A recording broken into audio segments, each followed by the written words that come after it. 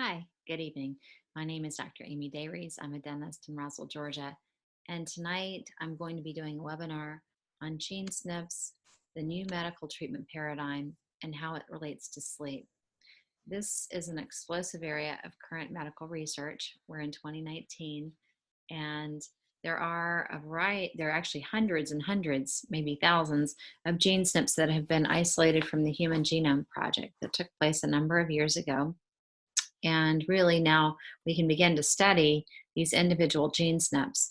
So what is a gene SNP? That's sort of an abbreviation.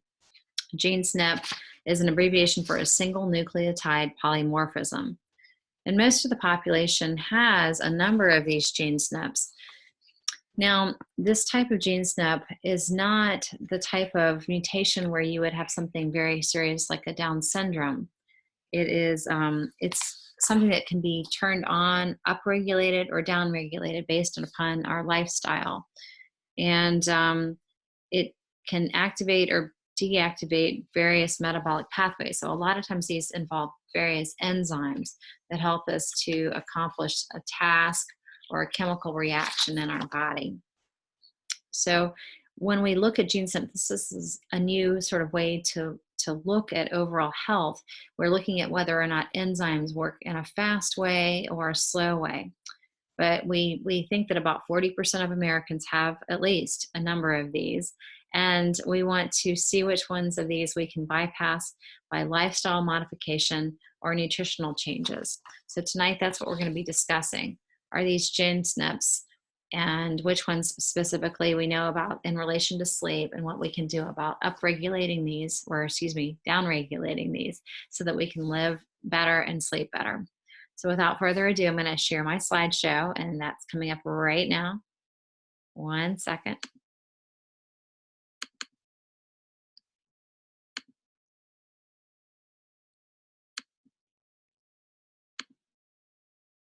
So here we have gene SNPs, the new medical treatment paradigm.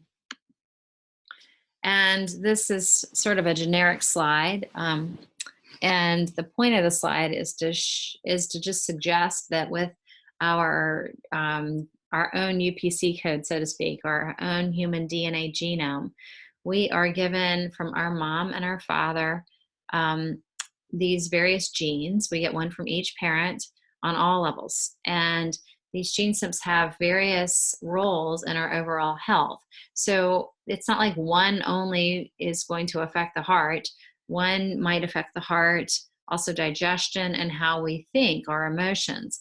That's kind of the point of this slide, is that they have multiple applications for one single gene, and that we get two of these parts from each parent. So we can therefore be either heterozygous, which means we get this from one parent, or homozygous, which means we get it from two parents. When these so-called mutations, mild mutations, happen, it typically is going to mean that we are going to have a lesser ability to create an enzyme to achieve a particular chemical reaction in our body. And a lot of times you will see that there are cardiovascular, sleep, emotional, or digestive effects with this situation. And this is a graphic I had some help designing. It was kind of complicated. And I wanted to highlight the gene SNPs that you see listed on this graphic in this particular webinar. These are also included in a chapter in my new book that's called Solve Your Sleep for Better Health, Get to the Core of Your Snore. So while these will have sometimes a direct implication with sleep, or in other times an indirect, or a downward pathway or an upward pathway to sleep, these are all kind of mishmashed together. And I like to think of these gene SNPs as sort of like cogs in an old-fashioned clock. So with any of these wheels, as these gears turn, one turns another, which turns another, which turns another, and which turns another.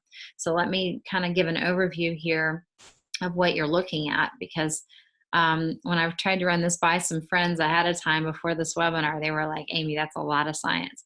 So we're trying to break down the science so that you have something that hopefully that is practical, that you might know afterwards what you might want to do about this piece of information that I believe can really be life-changing and influence how well you sleep. let me talk a little bit more about it before I get into how these cogs and what these pathways are, how these work together and what these pathways are. So gene SNPs can be determined for yourself, and once you're born with this, so once you've been tested, that's what you have for the whole life. You can upregulate it or influence it, usually by inflammation or poor lifestyle or stress, or you can downregulate it through exercise or better quality foods and health, lower stressful sort of life. So the key is to know how to upregulate or downregulate these. Generally, you want to downregulate these gene mutations, and it's a lifestyle-based choice. And this is what they think. They've done a lot of studies on twins, identical twins, and this is why they feel that over the years, identical twins can look less and less alike, because sometimes they'll be living different types of lifestyles. Ones that have a harder kind of life often will have these things get kind of turned on, or these will have a greater influence over their life than those that seem to live a healthier, maybe more simpler lifestyle, and these are downgraded. And they can be done by the blood test, salivary test, and actually a number of years ago when the test 23andMe came out, it was the Time Magazine Invention of the Year, I think back in 2002. Some of this information actually at that time was also given or conveyed back to the consumer who purchased those 23andMe tests back in that time period. Over the years, they've whittled those parts of information from those over-the-counter 23andMe type of genetic testing panels, and now it's really given back to the hands of healthcare providers. So I'm a dentist, so I don't do the blood testing. I do salivary testing because I work with spit all the time. My understanding is that in some states in the United States, this type of salivary testing may not be completed at a dental office, but in my current state of Georgia, it's currently okay. It's allowed. And but your doctor can also do this. So once you've been tested, and you do have to be tested, you might guess if you have certain tendencies, and we'll go over some case studies at the end of this presentation, but without really knowing, it is a guess. It is something that's determined by your own DNA. And then you've got to think about, if you have children, you will be one of those pairs of chromosomes that are going to be given to your child's DNA. So if you are homozygous, or in other words, you're a carrier, that you have a gene from both of your parents, you're definitely going to be passing on that gene. So your child will be at least 50% or at least heterozygous for these same gene SNP predispositions. So it's a very interesting and handy test, I believe. And you can get a pretty comprehensive gene panel. There's a number of companies out there your healthcare provider can use for these. Some do as much as 56 different genes. Now there are really hundreds, if not thousands, of these gene SNPs truly in your DNA. But we're going to highlight some of the main ones that have been most researched as of 2019. But I'm sure we're going to continue to see an explosive amount of research come out about these gene SNPs. And then if you go further and do more research on the internet, I don't want people to get scared. I think it can be overwhelming when you first learn that you have some of these gene SNPs. So please, if you're doing your own research, I want you to know that the cool part is with these gene SNPs is that you can actually learn with supplementation and things and lifestyle changes to downregulate the influence that these gene SNPs have over your life. So we're going to start with the mother-father gene. It's probably the one that's been the most studied, and it's traditionally may have been some sort of a longevity gene. So like when the Black Plague rolled through medieval Europe and pre-Renaissance Europe, the people that it is possibly thought or considered that people that had this MTHFR, also known as mother-father gene, which is in this lower right-hand corner here, that they may have been the people that were left over after everybody else in the village was wiped out by the plague. It seems to create, this particular gene SNP seems to create a kind of a chronic sort of mild inflammation in the body. MTHFR refers to a metabolic pathway, which is this cog in this wheel, as well as it's an enzyme, tetrahydrofolate reductase, and it it's given to you by both your mother and your father, but you can have a gene just from one of those parents. So you could be hetero or homozygous, as you can be with any of these gene SNPs. And it might have enabled you to stay alive after the plague. So we know that in certain populations, it's actually very high. In Native American populations, about 90% have this MTHFR gene.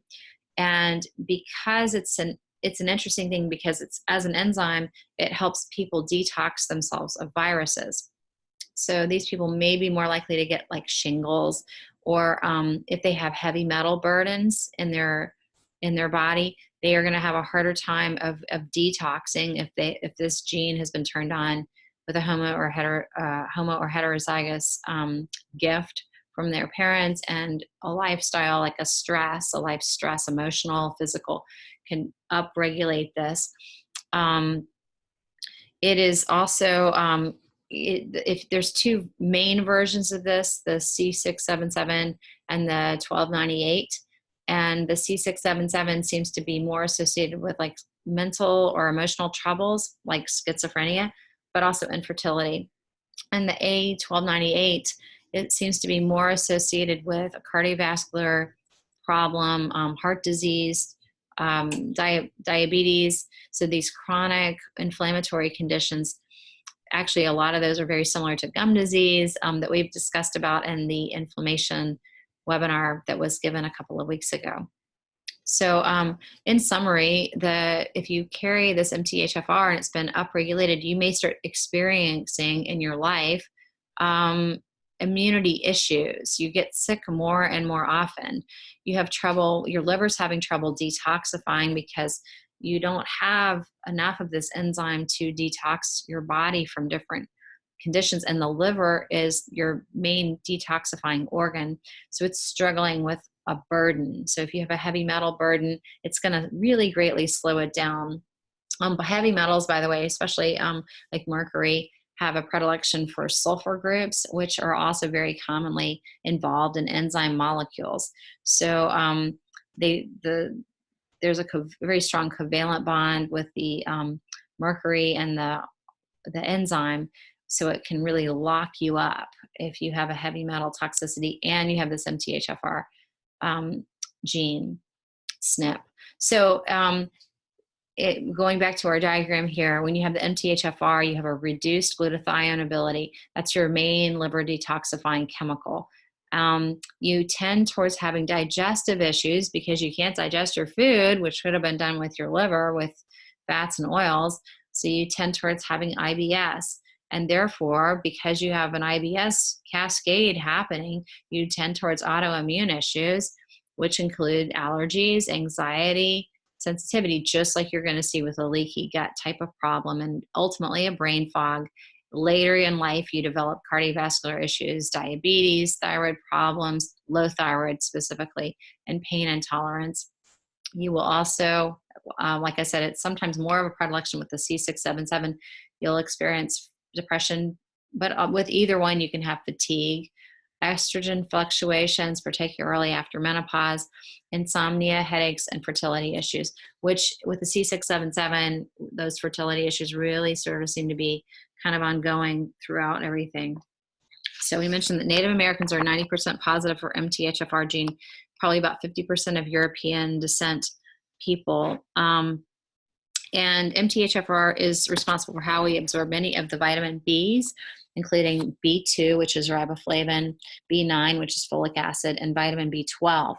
So to help your body counter the effects of this MTHFR gene, supplementation with vitamins is often very helpful.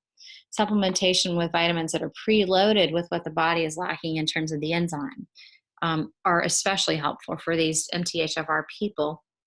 And specifically, what the MTHFR enzyme does for people is it adds a CH3 group, a carbon with 3 hydrogens. That's also in chemistry known as a methyl group. So when you go to buy a supplement, if you have MTHFR that you found out through your blood or saliva test, or you had a 23andMe test done many years ago, and you know you have it, then you might choose a B complex, which has all the vitamin Bs in it, and you might take this vitamin B complex most every day. And you want to find one or select one over the counter that has methylated folic acid. So it will say methylated folate, and it will also have a methylcobalamin form of vitamin B12. So both of those have methyl groups on the folic acid and on the B12.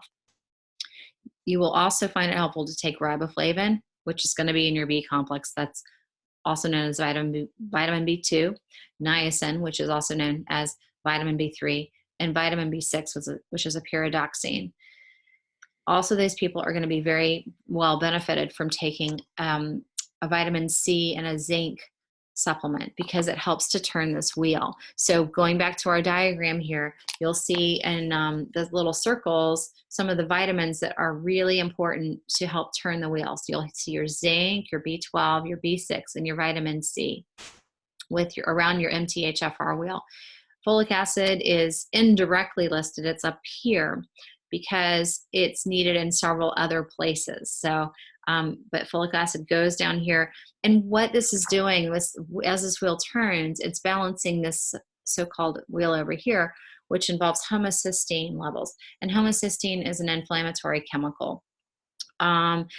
You have a balance in your body between going back and forth between methionine, which you need and is used for a lot of metabolic processes, and homocysteine, which is really more of an inflammation type of chemical. And when you're low on zinc and you're low on SAMe, which is another long word for, I always forget, I always have to look it up, so I wrote it down for myself. Acetylmethionine. It's just a hard one for me. When you're low on SAMe or zinc, you can't put a methyl group on to turn this wheel here, and so your homocysteine levels get to be too high.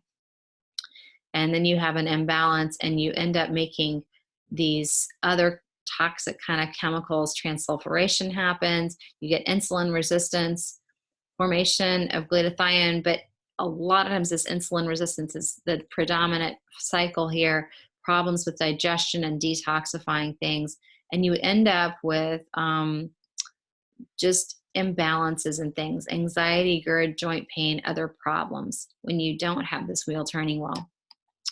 Another very common wheel that needs to turn is this COMT gene, and the COMT stands for catechol O-methyltransferase, and it's also a pathway and an enzyme.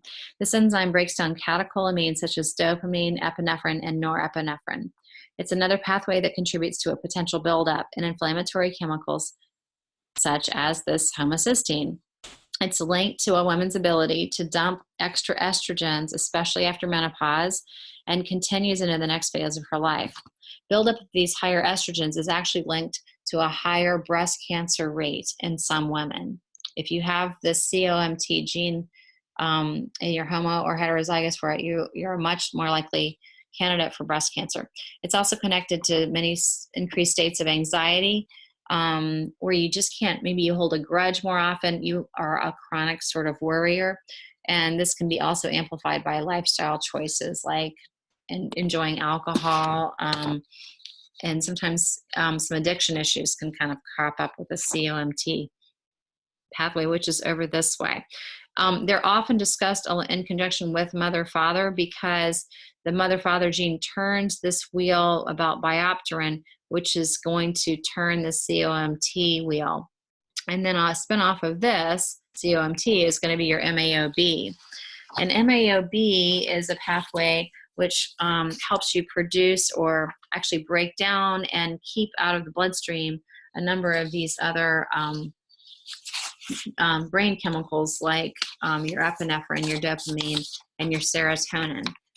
And we've talked about these same chemicals in earlier webinars, and we know that they, when you have an imbalance of these, you're not going to sleep as well, and you've got a predilection for problems like Parkinson's disease.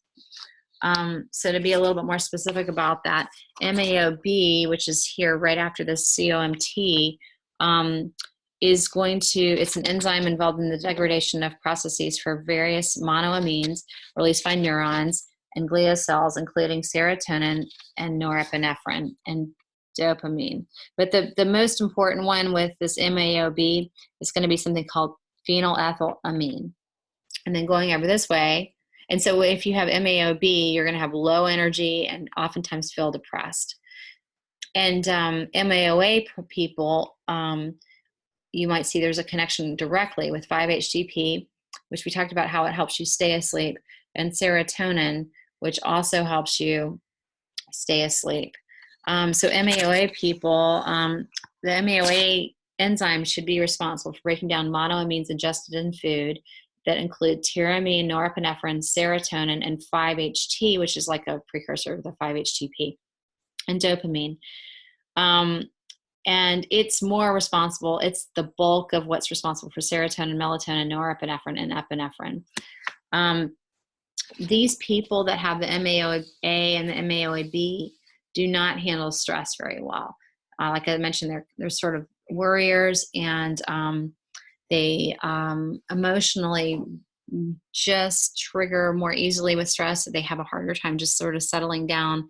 And a lot of them can have things like OCD or even ADHD types of focus kinds of issues because they can chronically worry a little bit more. And they can also fall into a depression a little bit more easily because they're having trouble processing the serotonin and dopamine in a balanced sort of way. And there's also a predilection for Parkinson's. Okay, so now we're getting to a very, very important pathway, and that's this NOS pathway, nitric oxide synthase pathway.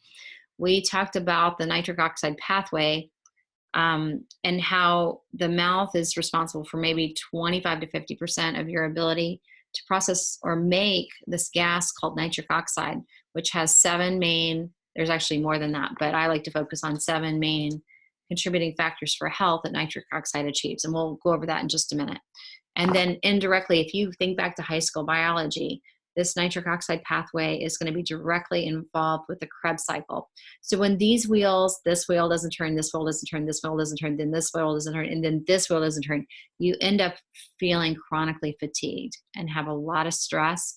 And you, instead of making like 38 HTP, make like 2. So you're just really, really severely tired. So when your Krebs cycle isn't spinning, you've got low energy and fatigue. When your serotonin is out of whack here, you get sleep cycle disturbances and depression. When your nitric oxide synthase pathway isn't turning well, you have heart disease and diabetes tendencies, which we'll go over in just a minute.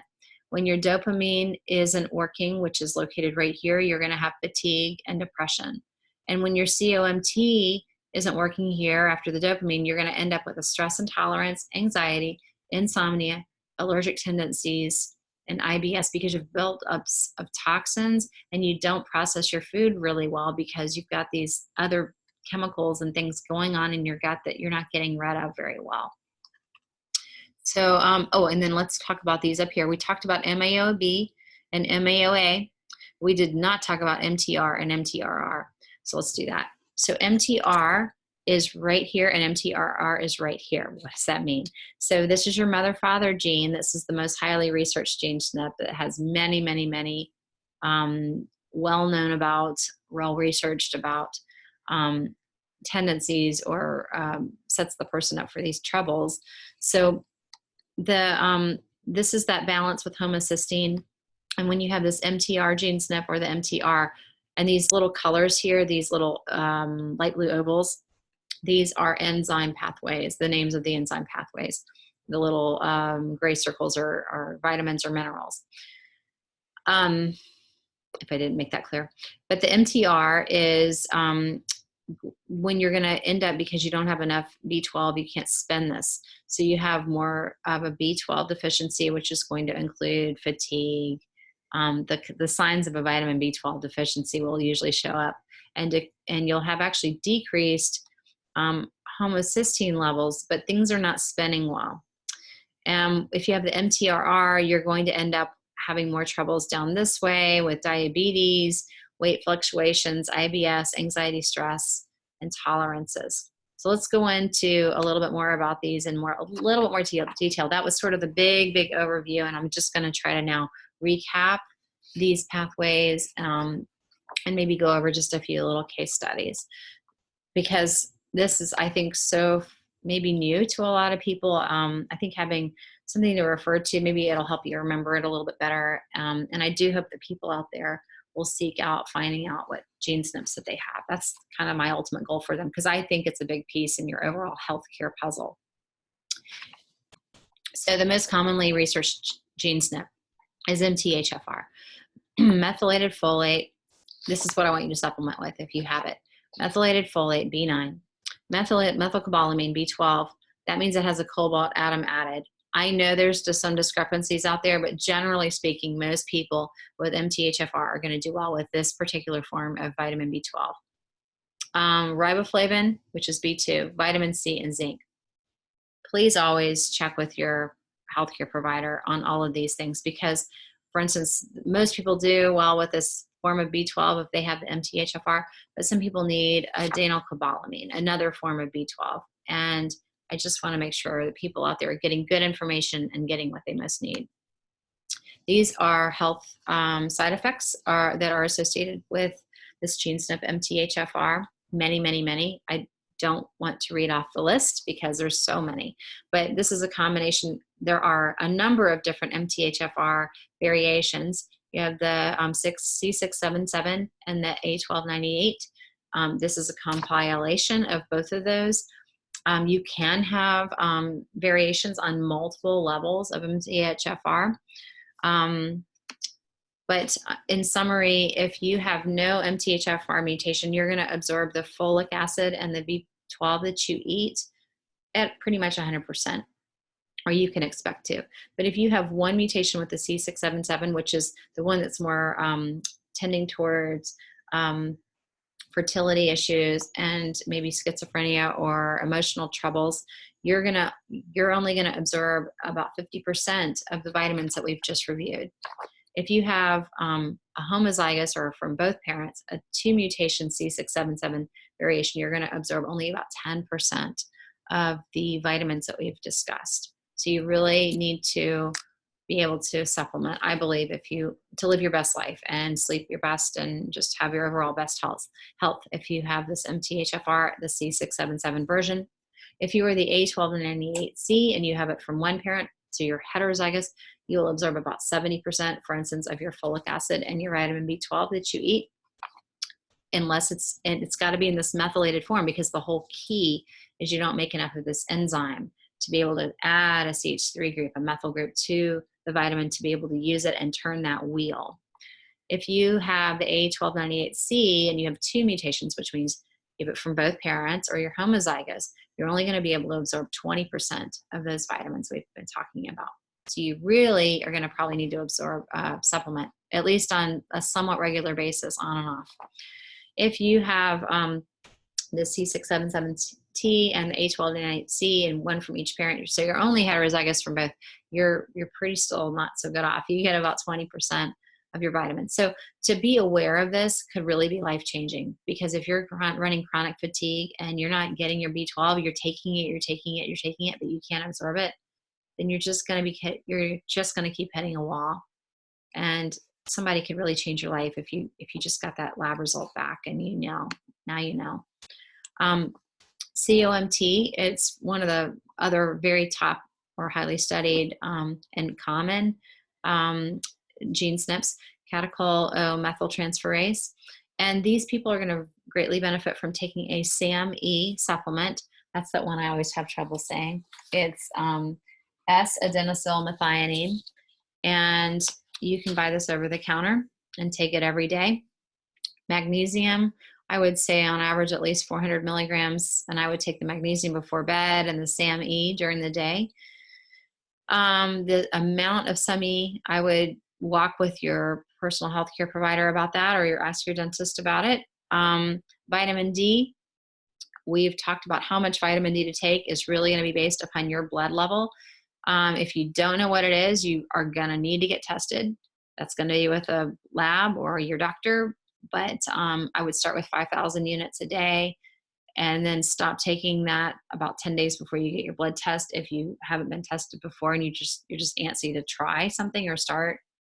N-acetylcholine is something that's going to increase blood flow to the extremities and also just sort of reduce some of the anxiety and the worry. You're going to feel like you have more energy, less fatigue when you take that. COMT, as I mentioned, for some people, it's associated with higher rates of breast cancer and increased levels of anxiety that can interfere with better sleep. So also, some people that have this COMT gene SNP, they're not going to process certain foods very well.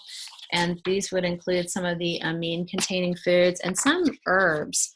I would recommend that COMT people would stay away from. What you want to do is protect your adrenal glands because you're not going to deal with stress as well. So you want to avoid rhodiola, a lot of coffee, or ACGC, which is the active ingredient in green tea. If you ever have those, it doesn't mean you can't have them, but if you have them, you're going to tend towards more of a feeling of irritability instead of a high, instead of a nice lift. Maybe it's just like you've had too much caffeine, that sort of feeling. But what would be maybe helpful is a gentler sort of herb, a gentler sort of adaptogenic herb. We've talked about some of these in the herbs that help you sleep seminar that I gave a few weeks ago, and you can watch when this is back around on the loop on herbs that help you sleep. But we've talked about these in more detail with dosages. Those would include eleuthero, ashwagandha, passion flower, lemon balm, or valerian root.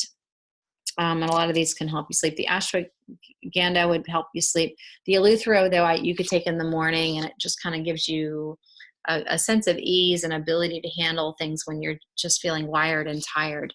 Also, COMT people would benefit from supplementing with vitamin C, a B complex, maybe DIM, which is a chemical compound found in broccoli. You can buy it literally as DIM and take one of those capsules a day.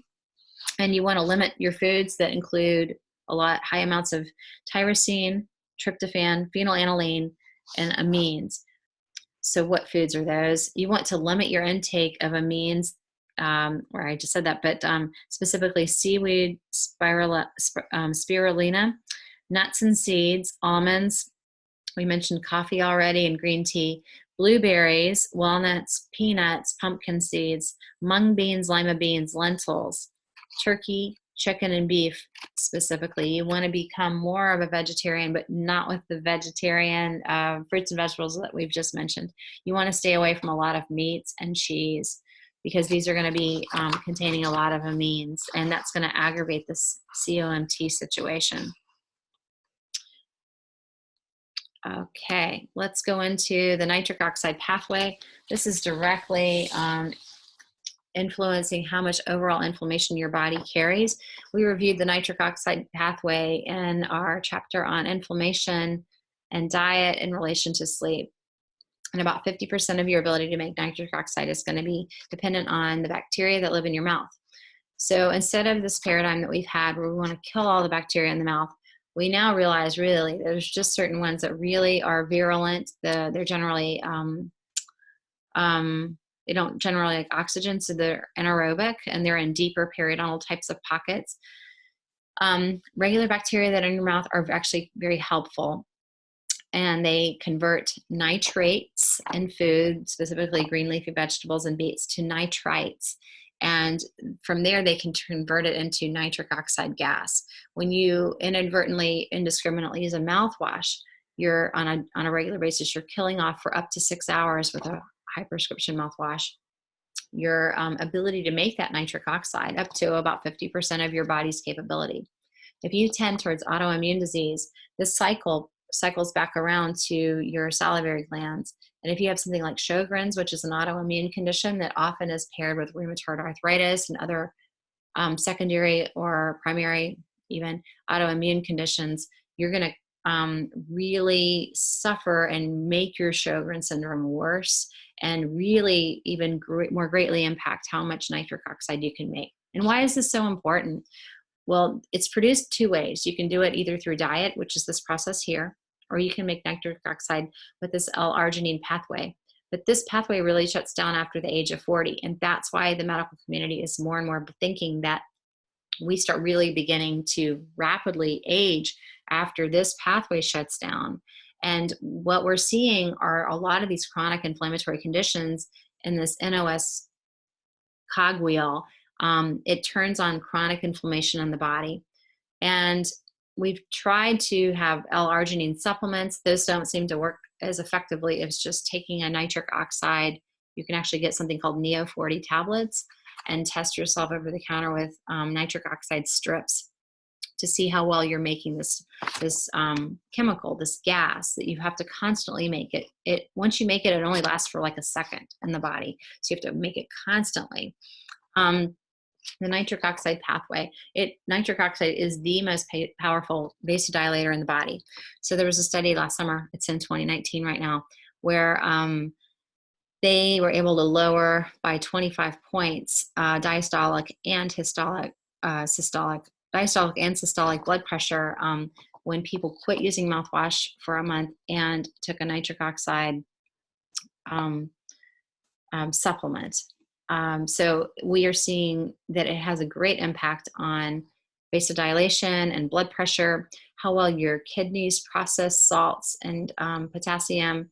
It has a major role, plays a major role in remodeling your endothelial cells. What some cardiologists feel is the #1 predictor of whether you're going to die of a heart attack is your ability to make something called an endothelial progenitor cell. And in some places you can get tested. Well, how many endothelial progenitor cells do I have? And the lower the number, the more likely you are to end up with a heart disease or cardiovascular disease chronic issue. Nitric oxide helps turn these over and you have more of these cells. It promotes apoptosis or appropriate cell death. A lot of doctors out there feel that we have some cancerous cells, and if those get out of control, they grow more rapidly than a healthy cell. So this helps to kill off the cells that need to die and keep us alive or regenerate healthy cells on a more rapid basis. It also controls our T cell immune response to inflammation, and it resets our cholesterol to a better level. Sorry for the missing apostrophe or parentheses here. But these are some of the many functions. These are my favorite 7 functions of nitric oxide pathway. And so when it's not turning well and you have higher inflammation, you're going to end up with greater fatigue. So let's see. If you have that COMT gene and the MTHFR gene, you're going to have a greatly diminished ability to make nitric oxide. So, and then you're not going to be able to make that ATP. That Krebs cycle is not going to turn well. So you're going to be very tired. Some people take nitric oxide supplements before they work out because it increases endurance and ability with their exercise. So again, you can buy Neo 40 tablets or salivary strips on the internet to help you make more nitric oxide. And nitrate producing foods, especially after the age of 40, like beetroots and green leafy vegetables like spinach, are going to also help with your nitric oxide ability. The interesting thing is there was another study done where they took foods or vegetables from various states, and some of the ones that were from that were non-organic actually had higher amounts of nitrate in them. So people made more nitric oxide in their body after eating those, and it was because of the fertilizer. So we always talk about, and we encourage people to eat organic foods because they're supposed to be better, lesser herbicides and insecticides, but the fertilizer or how and where you grow your food can make a difference in how much nitrates, even though it could be the exact same vegetable, but grown in 2 different locations. I think that's very interesting. So the next gene SNP I want to talk about that's directly related to sleep is this so-called clock SNP. And it has to do with circadian rhythm setting. It's an abbreviation for circadian locomotor output cycles protein caput. And it regulates turning on a molecular circadian rhythm clock, which influences a number of other metabolic pathways. In particular, it's been studied and linked to an increase of BMI, because of clock's influence on sleep duration and quality, as well as levels of adenoprolactin and leptin. So those who have amplified the clock SNP 2070062 actually have a shorter duration of sleep, where those who have a clock SNP variation that's called RS6853-192 sleep longer. And those who have a clock variant RS207006 sleep for a shorter than average amount of time. It's also been found that in some of these gene SNPs, the BMI can be different. And remember, BMI is like your ratio of height to weight and muscle tone. So obesity can be associated with this particular gene SNP. And so there is a genetic link between the genes that set circadian rhythm and the influence of obesity. This is there, as you see, even right here on this list, there's like 4 or 5 different clock SNPs. So this is a complicated topic, and this particular one's still being researched, but we know that there are some gene SNPs that are directly related to sleep circadian rhythm. I think we'll be seeing more about that. And here's another one of those. This is a diabetes risk variant, also known as MTNR1B. It influences sleep, circadian rhythm, and melatonin physiology. More studies are needed with this one, but what is understood is that when gene SNPs are present, when this one's present, the relationship between a meal time and with the time to melatonins and the bedtime may be influenced, or may influence the development of somebody developing diabetes type 2. So in other words, in a scenario when MTNR1B gene SNP patients have a higher melatonin level, they've been out in the sun, and they eat too close to bedtime, a change takes place in the body's circadian rhythm, which decreases the glucose tolerance that patient has, and it leads them down a road towards developing the onset of type 2 diabetes. So I think it's important to kind of think back to how genetically we have evolved and realize that it takes really probably millennia for our bodies to truly adapt to a changing environment. And we've taken ourselves out of the fields, out of an agricultural, agrarian society. We're trying to be inside, working a lot. We've got this new modern lifestyle that we didn't have before the Industrial Revolution. And our bodies really haven't learned how to adapt yet to that. So we're seeing, we have almost 20% of our population that's at least pre-diabetic, they anticipate more people developing diabetes, or at least being pre-diabetic in the next 10 years. So how do we reverse that? And I think that is really starting to pay heed to whether our current society is letting us live well, like we're naturally supposed to be able to do. So if we're eating too late, we work long hours, we're maybe out in the sun for just a few minutes, and then we eat too late, it may actually contribute to this diabetes formation and also poor sleep. So let's go over some patient cases. The cost of gene SNPs, like I said, there's a number of different companies out there throughout the United States, but if it's a salivary test, it usually takes a couple of weeks for me to get those results back to my patients. And then I typically do a phone consult with them about their results, and I email them the results. And there's typically food recommendations as well as supplement recommendations that I make for people. They can be crossovers between vitamins and minerals, and also herbs or teas or tinctures, as well as the food, like I said, and lifestyle choices. And we're going to do in a couple of weeks a webinar on lifestyle choices with relation to sleep. So let's go over our patient cases. I have a few notes to kind of go along with them. It's mostly pictures. So here's again our gene SNP diagram. We have our MTHFR, we have our COMT, and our MAOA, MAOB people. And these are all going to impact your overall energy level and your sleep and your ability to make nitric oxide and live well. And really, if you can help turn these well, you're really greatly going to decrease your chance of these inflammatory chronic conditions and your inability to sleep. So let's talk about Janet. She has been tested and found to have the 1298 homozygous gene for MTHFR. Let's move me over just a wee bit. And Jane's a middle-aged woman. She feels chronically tired. She had shingles recently. She was just like really stressed. And she's also been told by her dentist that she has gum recession. So what we found is that if we gave her a vitamin B complex that had the methylated forms of folic acid and B12, and she also and it also had riboflavin, which is B2, and hers also had a B6 in it. and she took a vitamin C and zinc lozenge, she was really able to greatly come out of this chronic fatigue she'd been having. She was able to resume running again, and she just felt less stressed and more able to handle the life that she had and enjoy life more. She wasn't waking up so tired. So here's another one. Ethan, he's kind of a classic young student, and he tends towards ADHD and OCD types of tendencies. Looks like he's actually gotten a fair amount of work done here with his homework. But he has a lot of stress, and he can really focus on a computer game, which doesn't always make his parents happy. But he really tends to do better when he sticks to routine. So he tries to like get up on the weekends actually fairly early, and he doesn't stay up too late. So sometimes he feels like he misses out on social opportunities. So he is going to benefit from avoiding amine-rich foods, which we talked about earlier with the COMT pathway.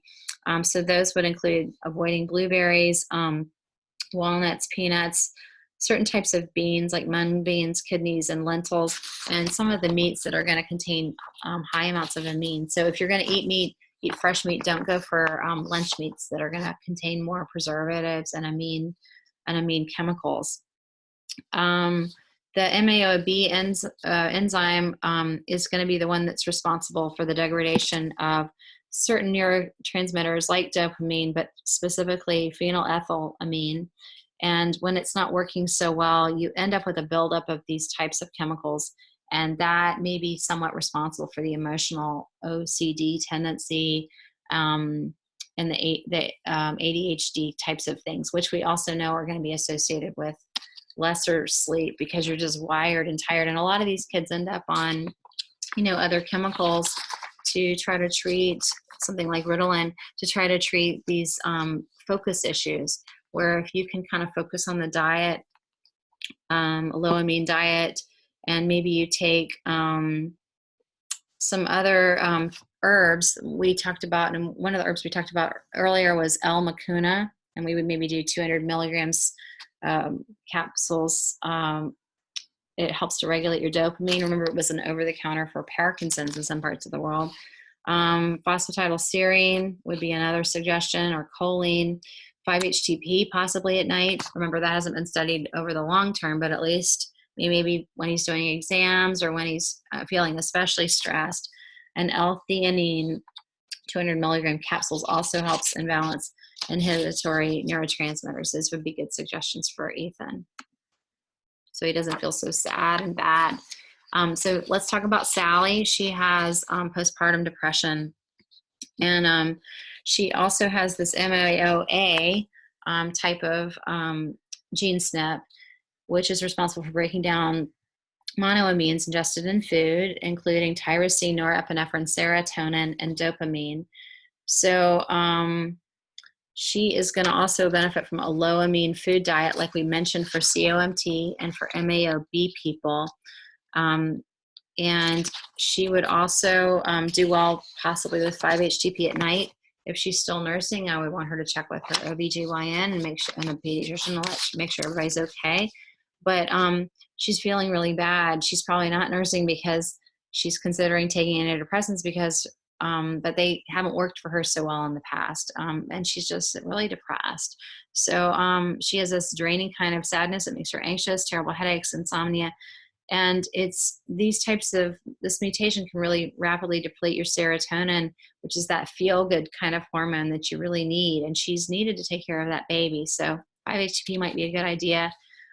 She also might want to consider a vitamin B complex with that folic acid, methylated folic acid, B9, and methylated B12. That also could give her more energy and help her sleep better, to try to raise her spirits and encourage her to exercise and get sleep whenever she can.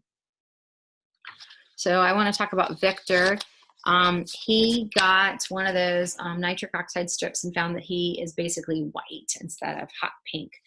These are salivary strips, and you don't put them directly on your tongue. You can spit and dip it in a cup to test to see how well you do. He also has ED, erectile dysfunction, and he's in a relationship. So He might tend towards Raynaud syndrome. He's got blue fingers and toes when he's working out, high blood pressure, he's tired, and he's feeling like he just doesn't have the attention span or the focus. He's having trouble remembering things like he used to. He's been known for being sharp, and now he's just struggling with that a little bit. So we would recommend for him maybe those Neo40 tablets, because this is going to help his brain, oxidative stress, and lower his chronic inflammation level and help him sleep better overall, because he's going to be able to get things done during the day, which is going to lower his stress level, and therefore he can probably sleep a little bit better at night. So we would suggest those Neo40 tablets maybe 1 or 2 times a day. Felicity is a COMT patient. She has been diagnosed in the past with fibromyalgia, and she is a worrier, and she tries to brush things off, but she admits to sometimes feeling emotionally kind of where she holds grudges a little bit. COMT enzymes help you break down excitatory neurotransmitters like epinephrine, which is adrenaline, dopamine, and it helps detoxify toxins like estrogen. So she gets easily overstimulated in an environment that's like loud or stressful. And it can, she wants to maybe consider taking like a vitamin B complex, but she's one you're going to want to really watch to make sure it's not going to overregulate or upregulate some other stress reactions from like too much of an insurgence of vitamin B12. That's methylcobalamin. So she's going to be one that probably would benefit from a methylated vitamin B complex, but probably needs a little hand holding with her health caregiver. She's also going to greatly benefit from magnesium. It's going to ease her muscle tension and help her sleep a lot better at night. And I would recommend at least 400 to maybe 800 milligrams before bed of the magnesium. And if she's got tendencies towards IBS, maybe, or diarrhea, I would do a magnesium glycinate or a citrate rather than a magnesium sulfate, or even maybe take an Epsom salts bath. So that's it for gene SNPs. I hope that that was helpful, and having the examples with the real life patients that I've seen over time, I hope that resonates with some of you out there. So next week's topic is going to be about the link between hormones that we all have and sleep. We are eventually going to have a webinar on dental devices, appliances, and how those contrast with like a CPAP machine or some of the surgical procedures that are available out there from your ENT. Anyway, I just hope everyone out there is enjoying our webinar series, and I appreciate you watching tonight. Hope you have a good night. Thank you so much. And now we're going to do a little Q&A.